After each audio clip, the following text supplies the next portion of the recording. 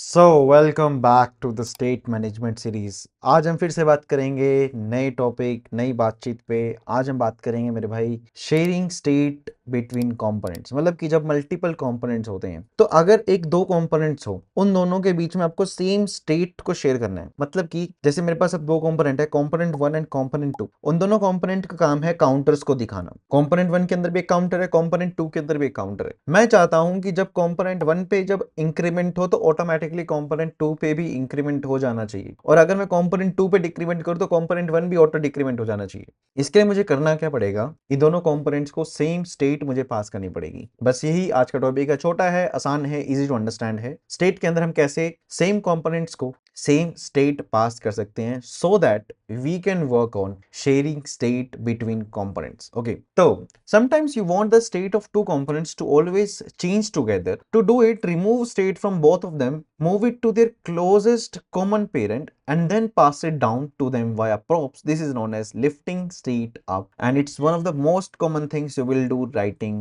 React code. देखो समझ ही गए होगे करना क्या है। कुछ नहीं करना, जो दो कॉमन कंपोनेंट्स है ना, उनके जो दोनों में से कॉमन मतलब नियरेस्ट पेरेंट जो भी है उसमें वो स्टेट रख दो और उन दोनों को पास कर दो। सिंपल। देखो करते कैसे हैं, जैसे कि एक अकॉर्डियन है लेट्स सपोज, और दो पैनल स्टेट, दो पैनल कंपोनेंट्स है। एक अकॉर्डियन के अंदर दो पैनल कंपोनेंट्स, ऐसा कुछ है, ठीक है। तो मैं चाहता हूं कि जब इस पे शो हो तो ये जैसे देखो अभी दोनों शो हो रहे हैं क्योंकि दोनों की जो स्टेट है ना वो अलग अलग है, पर मैं चाहता हूं कि जब इस पे शो हो तो ये हाइड हो जाए, जब इस पे शो हो तो ये हाइड हो जाए। क्लियर है? तो मुझे क्या करना पड़ेगा, एक स्टेट मैनेज करनी पड़ेगी अकॉर्डियन में, यहाँ पे इस वाले कॉमन पेरेंट में दोनों के। उससे होगा क्या, जो भी एक्टिव पैनल है हम उसको सेट करेंगे। ठीक है, देखो अभी हो क्या रहा है, अगर आप पैनल कंपोनेंट देखोगे ना उसके अंदर इज एक्टिव और सेट इज एक्टिव करके एक स्टेट है। ठीक है, क्लियर। अभी पैनल के अंदर जो इज एक्टिव स्टेट है, ये पैनल कितनी बार भी आप यूज करोगे उतनी bar is active is active is active state बनेगी हर एक पैनल कंपोनेंट की। तो हर एक कंपोनेंट की अपनी अपनी स्टेट है, पर मैं चाहता हूं कि जब भी शो हो तो सेकंड वाला हाइड हो जाए और सेकंड वाले पे शो हो तो फर्स्ट वाला हाइड हो जाए ऑटोमेटिकली। तो यहाँ पे इन दोनों को मुझे क्या करना पड़ेगा, एक कॉमन स्टेट के अंदर रखना पड़ेगा। तो उसके लिए मुझे क्या करना है, सीधा आते सीधा सीधा नीचे आते, नीचे नीचे नीचे ये पढ़ लेना, थियोरटिकल पार्ट है, मैं ज्यादा इसमें टाइम वेस्ट नहीं करना चाहता आपका। Add state to the common parent. देखो तो मैंने क्या करा, अकॉर्डियन अकॉर्डियन स्टेट है, अकॉर्डियन कंपोनेंट है, उसके अंदर दो पैनल कंपोनेंट्स हैं। ठीक है, यही आज का टॉपिक है, इससे कंप्लीट करेंगे इस टॉपिक को। एक्टिव इंडेक्स और set active index, you state को कर दिया मैंने जीरो। इसका मतलब है कि जो एक्टिव इंडेक्स है, फर्स्ट एलिमेंट जो है, हम एक तरह समझ रहे हैं कि पहला कंपोनेंट है एक्टिव इंडेक्स, उसको हम जीरो से समझेंगे। सेकंड कंपोनेंट का एक्टिव इंडेक्स होगा 1। तो बाय डिफॉल्ट एक्टिव इंडेक्स क्या है, जीरो। तो आपको दिख रहा होगा सबसे पहले वाला जो है बाय डिफॉल्ट ओपन है। ठीक है, पर यहाँ पे हो क्या रहा है, तो कॉमन स्टेट कहाँ पे है, अकॉर्डियन के अंदर है। वो स्टेट हमने पैनल को पास करी कैसे, इज एक्टिव। इज एक्टिव एक वेरिएबल बनाया और बोला कि अगर इज एक्टिव की वैल्यू ट्रू और फॉल्स पास होगी ऑन द बेसिस ऑफ अगर एक्टिव इंडेक्स जीरो के बराबर है। तो अभी करंट स्टेट एक्टिव इंडेक्स की अगर जीरो के बराबर है तो इज एक्टिव के अंदर ट्रू जाएगा। ठीक है, अगर नहीं होगा तो इज एक्टिव के अंदर क्या जाएगा, फॉल्स, क्योंकि active index let's suppose zero के अलावा 1 है 2 है जो भी है। ठीक है, हम चाहते हैं कि अगर फर्स्ट पैनल ओपन रहे, फर्स्ट पैनल एक्टिव रहे,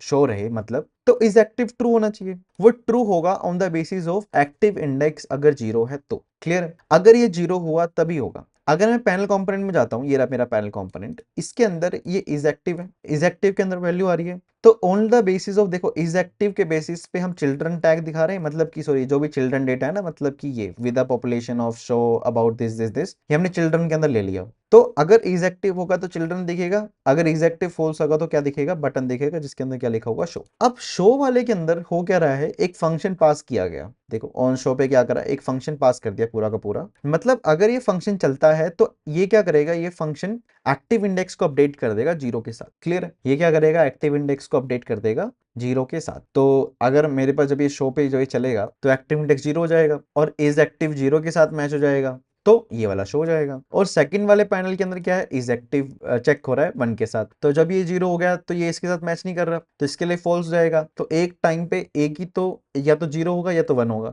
अगर जीरो होगा तो पैनल पहले वाला खुलेगा, अगर 1 होगा तो सेकंड पैनल खुल जाएगा। यही समझने वाली बात है। देखो जब इस पे शो करेंगे तो एक्टिव इंडेक्स 1 हो गया, इस पे शो करेंगे एक्टिव इंडेक्स हो गया जीरो। तो जीरो है तो ये ओपन होगा, एक्टिव इंडेक्स ये होगा तो ये ओपन हो जाएगा। इसको बोलते हैं मेरे भाई कॉमन पेरेंट के अंदर एक्टिव इंडेक्स पास करना, जो भी है, मतलब कि शेयरिंग स्टेट बिटवीन कंपोनेंट्स। ठीक है, अब मैं आपको इसी के बेसिस पे एक छोटा सा प्रोग्राम लिख के दिखाता हूँ जिससे आप और चीजें समझ जाओगे। ठीक है, अगर आपको मेरे पास ये ऐप कंपोनेंट दिख रहे हैं, ठीक है, मैंने एक क्या बनाया है यहीं पे, एक काउंटर कंपोनेंट बनाते हैं, बहुत सिंपल।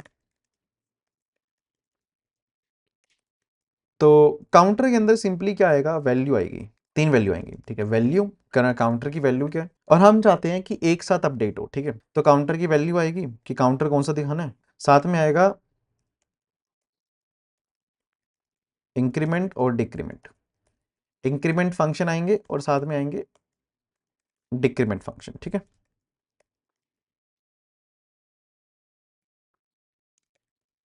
क्लियर।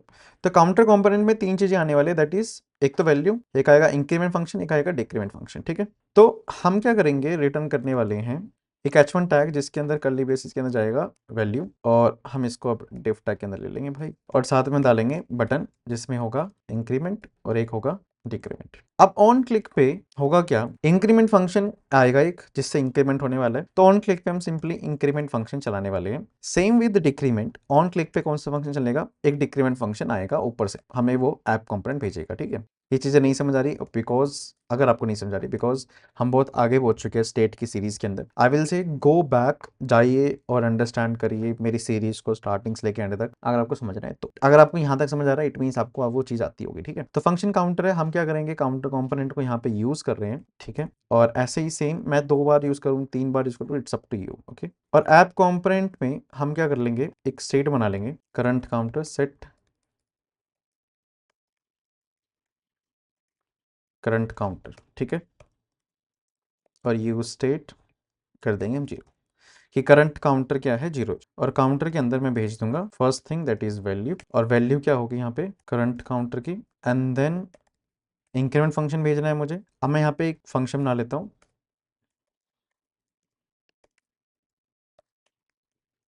टू इंक्रीमेंट, एक ये फंक्शन बनाया मैंने, एक फंक्शन बनाया मैंने टू डिक्रीमेंट। क्लियर, इंक्रीमेंट में होगा क्या, सिंपल सेट करंट काउंटर के अंदर प्लस प्लस हो जाएगा, प्लस प्लस करंट काउंटर। ठीक है, ऐसे ही टू डिक्रीमेंट के अंदर हो जाएगा माइनस माइनस करंट काउंटर। ठीक है, और इंक्रीमेंट फंक्शन में क्या चला जाएगा, टू इंक्रीमेंट, डिक्रीमेंट फंक्शन में चला जाएगा टू डिक्रीमेंट फंक्शन। तो दोनों फंक्शन हमने पूरा का पूरा पास कर दिया, और पास कर दिया तो यही फंक्शन वहां पे जाके कॉल हो जाएंगे, और जब ये फंक्शन कॉल होंगे तो ये क्या करेंगे, सेट करंट काउंटर में प्लस प्लस कर देंगे। ठीक है, और जब भी करंट वैल्यू होगी वो काउंटर का पास हो जाएगी। अब ऐसे ही मुझे 3 कॉम्पोनेंट 4 कॉम्पोनेंट जितने बनाने बनाओ। अब इससे होगा क्या देखना आप, और मैं हर एक काउंटर पे ना एक स्टाइल लगा देता हूँ दैट इज बॉर्डर, हम एक पे ना बॉर्डर लगा देते हैं ताकि आपको समझ आए कि अलग अलग है। ठीक है, तो मेरे पास यहाँ पे आपको दिख रहा होगा 5 है। ठीक है, देखो अब किसी पे भी इंक्रीमेंट करोगे आपको दिख रहा होगा सबके सब एक साथ इंक्रीमेंट और डिक्रीमेंट हो रहे हैं। ये चीज थी जो हमें समझनी थी। अगर आप चाहते हो कि आपके मल्टीपल कंपोनेंट सिंक्रोनाइज होके चलें, एक साथ अपडेट हो, तो उनके कॉमन पेरेंट के अंदर देखो, इनका कॉमन पेरेंट क्या था, आप यहाँ पे देखिए ना, इनका कॉमन पेरेंट था इस ऐप कंपोनेंट। तो हमने ऐप कंपोनेंट के अंदर उनकी कॉमन स्टेट रखी और फिर उनको डाउन द लाइन हमने पास कर दिया। इसको बोलते हैं शेयरिंग स्टेट बिटवीन कंपोनेंट्स। इसी के रिगार्डिंग हमारे कुछ ये हैं चैलेंजेस, आप इन चैलेंजेस को करके देख सकते हो, समझ सकते हो कि चैलेंजेस कैसे होंगे। तो कुछ भी दिक्कत हो, परेशानी हो, चैलेंजेस करके देखो, कोई दिक्कत परेशानी हो तो मेरे पास आ सकते हो, समझ सकते हो चीज़ों को। फिर मिलते हैं अगली वीडियो में प्रिजर्विंग एंड रिसेटिंग स्टेट के साथ। Thank you.